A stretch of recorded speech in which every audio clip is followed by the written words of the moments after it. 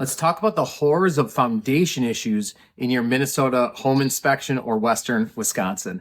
My name is Travis Anderson, your local real estate expert. Let's dive right in.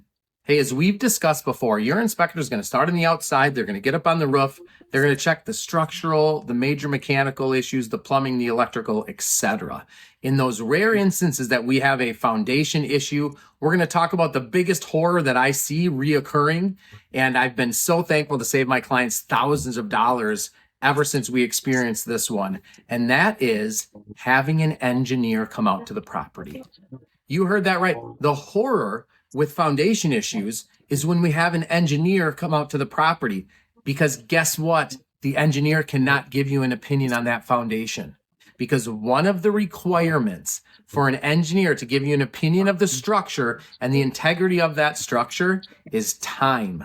So an engineer, if they come out to the property, they're going to charge you $1,000, maybe $1,500. They're going to come out to the property. They're going to take all these measurements. They're going to use all of their expertise. But guess what? They're going to have to come back 12 months later to review to see if that foundation has moved from their measurements that they took the year prior. That's right. You're going to give an engineer $1,000 or $1,500, whatever it might be, and you're going to learn nothing. So, hey, does that mean that it's a waste of time or a waste of money to have an engineer out? Not necessarily. It might be worth your doing if you know you're going to move forward with purchasing the property. Well, then it might be worth having them out, and then you can address that foundation later.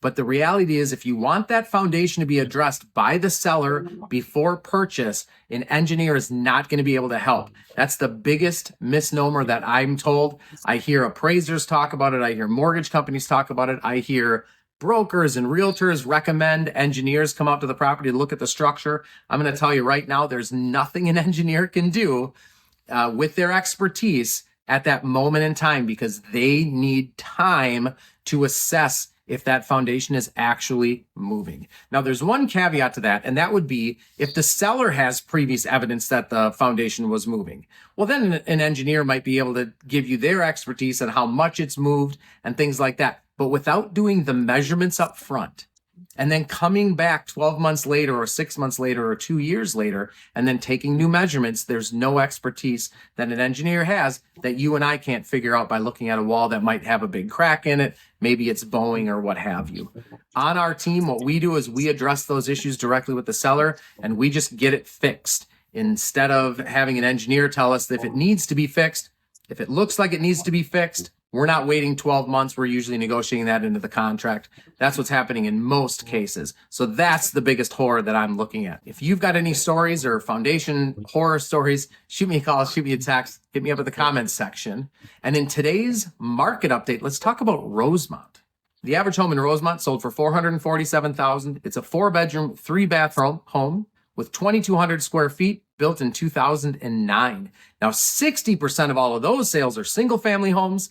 The average single-family home sales price is $512,000. It's a 4-bed, 3-bath home with 2,500 square feet, also built in 2009. 40% of the sales were townhomes. Those averaged $335,000.